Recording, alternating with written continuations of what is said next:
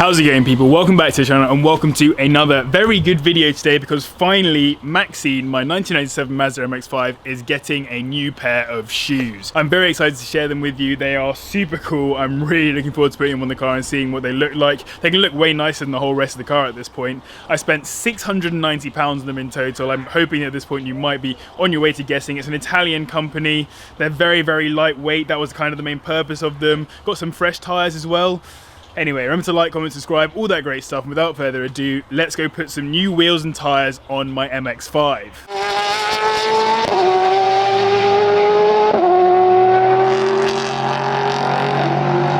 I just wanna be happy, happy tonight.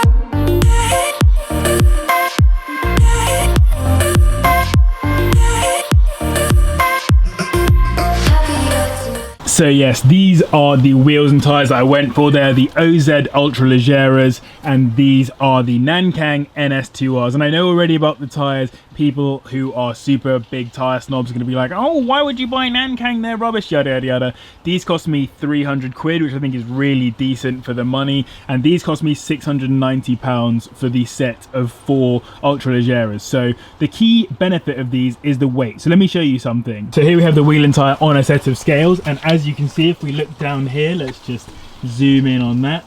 They are 14 and a half kilograms each, both the wheel and tyre together, which I am very happy about. The wheel comes out at just 4.99 kilograms, and then add on the tyre and there you go, 14 and a half-ish kilograms each. And then if we add on the bolts, etc., I know it will be slightly more than that, but ultimately the idea was to get a minimal amount of unsprung mass, and these really allow for that. I could have gone for the NK RPF ones, which everyone seems to go for on MX-5s, or the rotor grids or whatever if they are going slightly cheaper, but the NK RPF ones cost about like £1,000 or slightly over that. I didn't want to spend that much money on a set of wheels, and for 4.99 kilograms per wheel, I think that is really, really solid. And regarding the rubber, the idea was to go basically in line with the rest of the project so far. So these are obviously fast road track tires or whatever. In fact, come over here and it says street right here, but they are often used for car/racing purposes. So they're using the MX-5 Championship, I believe, which I think is pretty cool. So obviously they have some track application. They're not really a full-on track tire, obviously. They are more suited as like an intermediate or whatever, but I think you can see here that it's got a very nice tread on it, obviously lacking a fair bit. It's more like a wet tire almost. So I'm going to let you guys know how they feel. They might be rubbish, they might be good, I don't know, but I can only tell you that after I have had a chance to drive it around. So you have to give me a while. It won't be part of this video. I'll just drive it for a little bit, see how it goes, etc. Anyway, a little bit less of me chatting a bunch of nonsense to you guys. Let's go put these on the car. So this morning I took the wheels and tyres down to my local garage just to get them fitted and balanced. So obviously here they all are. They've been sitting here all day, so apologies to my mum for taking up the hallway for the whole morning whilst I basically, commandeer it for the sake of these.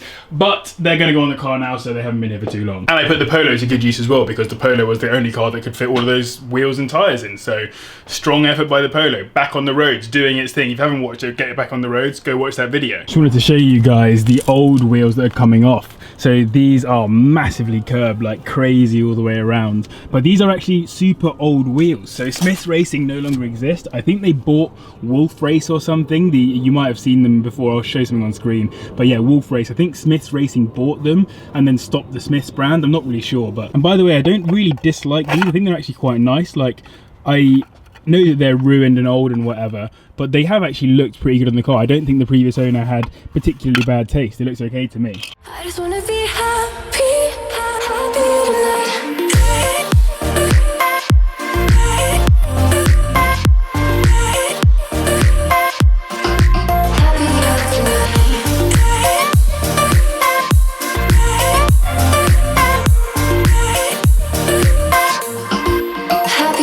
tonight.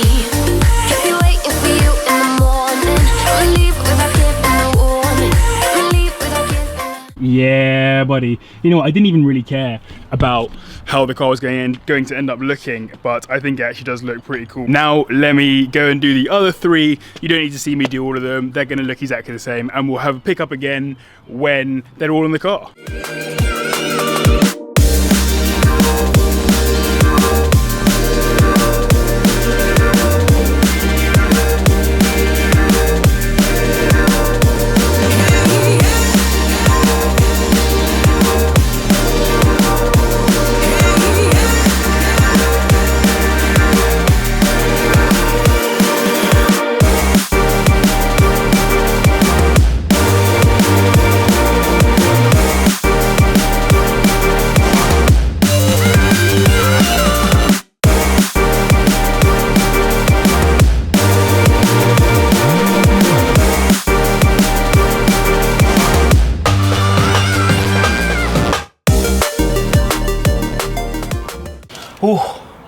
that's it, all done. I think now I'm just going to clean the alloys, talk you through a little bit about what I also still need to do to make sure that this whole setup is correct, and then I will show you a little overview of how it looks. So I am rapidly running out of light here, so I might have to do some of the recording tomorrow to get this car looking a lot fresher in the sunlight, but let me just talk you through a few bits and bobs about this. So I've just weighed these ones as well, and these weigh 14.5 kilograms, but the difference is that these are 14-inch alloys, so 14s. In fact, I was running 185s by 60 14s on those, whereas on these are obviously 15-inch alloys instead. I'm running 205s by 50, yeah, with the 15-inch alloys.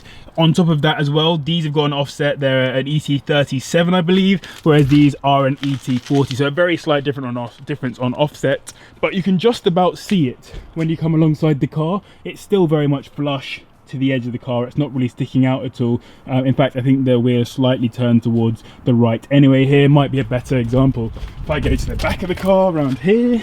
So yes, there you go. It's very much in the car. It's not offset particularly. It very much fits. But yes, I think that was the kind of look that I was going for anyway. I don't really like it when the wheels are miles outside, and I didn't really want to fit any mad, obviously, fenders on or anything. I think it just kind of looks good as it is. First impressions, very positive. I'm a real big fan of how this looks. This is exactly what I wanted. I wasn't particularly interested, if I'm perfectly honest, in how they looked, but I do actually think that they look quite good. I think they look probably too good for the car at the moment because the car's kind of old and ratty, but the alloys are new and fresh. Obviously, that will change. The alloys will get older and the car will get newer when I finally get it resprayed. Now, the car does sit slightly higher than it did before, just literally very slightly higher. And also it fits obviously a lot closer into the arch. So yes, it might be a case of changing the suspension settings. In fact, I kind of want to go a little bit lower on the suspension, not because I want it to be slammed to the floor or anything, but more because I really want this car to handle well on track, and I like how low it was before. So let's just stick to it being low, I guess. But for now, I think we're done for this evening. So what I will do now is pack everything up, and the next thing you'll see will be this car in a nice montage in the sunlight tomorrow. Now, you thought that was it. You thought it was going to be a montage now of the car looking good with its alloys on, and it will be in just a second, but it can't be immediately because we have a problem. It really wouldn't be a Cars with JB video unless something went wrong. So I took the car out for a little spin last night, just literally to try and get the scrubbing, well, to basically scrub in the tyres. So I just getting rid of all the outside layer of nonsense and whatever that comes on the tyre at this point. Obviously, I still need to clean this, by the way. It hasn't been cleaned yet. But in here, I don't know if you can see this, but the windscreen wash reservoir is sort of hanging off. So there's a bracket here that you might just about be able to see if I put my fingers here. And that bracket has come off, and so when you turn the wheel completely in one or the other direction, it actually rubs on the reservoir. So we're going to have to take this wheel back off again and fix that before this whole job can finally be done. Very annoying, but not the end of the world. So we'll get it done, and yes, then I can show you that montage I promised. Okay, so here you can get a slightly better look at what's going on. So sorry that it's a little bit dark, but this here is the reservoir for the window washer, and so you can see here that it's all over the place. In fact, I'm not actually sure if this fully works. I should probably check that later, but as in this pump might not be working anymore, so I might need to replace that at some point. But as you can see here, this bracket is completely broken. I'm pretty sure that's supposed to be connected to somewhere back there, I think somewhere in here, and clearly it is not connected. So I'm not going to connect it right now. You can see that someone has at some point obviously bodge jobbed it as well with some cable ties. This car has a lot of bodge job cable tie situations, but here you can see right here where the wheel has been scraping against it, and as you can see, it's very much free moving. So this top bracket could probably be done up a tiny bit to give us a little bit less play, but also I think if I just pop that behind here as a first course of action, that will hold it back a little bit, and then we can think of other ways to keep this out of the way of the wheel. Yeah, so this all went very wrong very quickly. I wanted to show you guys this part of my build process just because it took me probably about 2 hours to fix this. Basically what happened was I went underneath the car and I had a look at all these brackets, and most of them were rusted through completely and were no longer attached to the windscreen wash reservoir. And so obviously this wasn't the end of the world, but it was allowing it to hang around as I just showed. So I started trying to think of a solution or a way to make it stay out of the way, and what I clearly needed was a cable tie, and I couldn't find any in the house, I couldn't find any in the van or anywhere else that we would have cable ties, which was really annoying because it was getting quite late at this point. Had dinner, came back to it, and then realised that there was one bracket in particular that was very rusty and should have been holding everything in place. So after a bit of fiddling with it, I've clocked there's this bracket right here that isn't actually attached. So if I can somehow bend this back into some form of useful shape, I may be able to attach it to the back of this to hold it in place. But if that doesn't work, then we might have to do another bodge job on top of the one already done by the previous owner. Now, having worked this out and then deciding that I was going to undo those bolts, I got about maybe 3/4 of the way to undoing it entirely, but as soon as I got towards the end of it, obviously the rust was too great and it died. And the same happened with loads of the other brackets in this area. I tried undoing a bunch of the brackets and all of them ended up rusting through. I wanted to just show you guys this first one and not go through all of it because I ended up getting bored and angry and decided I just wanted to get it done off camera. I did in the end. I found a very big cable tie which I will now show you. Alright, so I just got really angry with a lot of rusty parts. So as you can see, this bracket here is no longer on the car. There's another bracket somewhere around that's no longer on the car as well. Oh, here it is. That's the second bracket there that's no longer on the car. Took both of those off because they were rusting away. As you can see here as well, rusty bolts, more rusty parts, another rusty part, another rusty part. By now, I assume that my video on the 5 things I hate about the MX-5 has gone live, and the first thing I say is rust. The rust is so annoying. That took way longer than I'm happy to admit, but I have worked out a way of holding this thing in place, this reservoir. So beforehand, if I sat here and aimed at my car, you would have seen a full bit of white right here at where the reservoir would have been. Now I have gotten this big boy cable tie right here, an absolute monster of a guy, and I've put it through the bottom in here. So there should actually be a bracket here holding onto this, and that bracket is rusted through and is awful and has no integrity left to it. So instead I fed this fat cable tie all the way through the frame of the car and back round and use it to basically pull this into place. I think this is going to be enough. I'm going to do some more pulling on this to make sure it is as tight as possible so that this never happens again. That was long, all just for this. I'm gonna have to now do my recording of the car probably tomorrow now, because again, we're getting into later in the day and what a faff.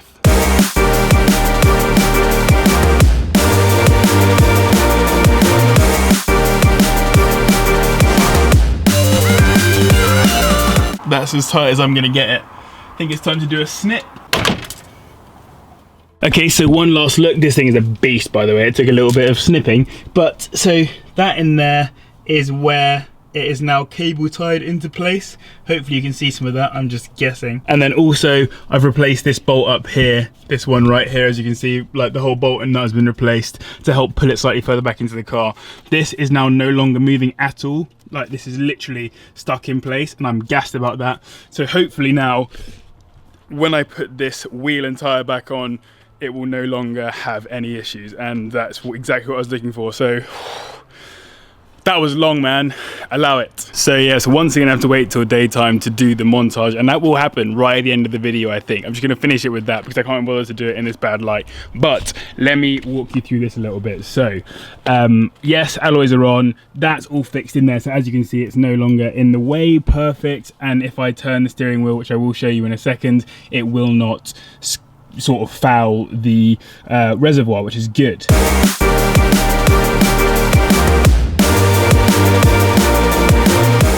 On top of that, one thing that's going to change shortly is these lug nuts. So these are just the bog standard ones that OZ send you. I'm going to, what I've ordered, some 7075 forged ones that are much lighter and also much stronger. So lighter and stronger is the name of the game when it comes to obviously making a track car. So these are going to be much better. They're in black as well. I don't think the silver really works. I think it will look better with some black lug nuts on there. I think given how everything has gone today and trying to get that stuff done after the work that I did yesterday, I'm done with rust, man. Bun rust. And I know I have the wrong car for that, but whatever. I'm gonna sign the video off here and then leave you guys with how sick this car looks with the alloys as they are. So massive thank you to the patrons as always. Remember to like, comment, subscribe, all that great stuff. But thank you very much for watching and I'll see you in the next one. Oh, and I forgot I was supposed to flip the camera up like this.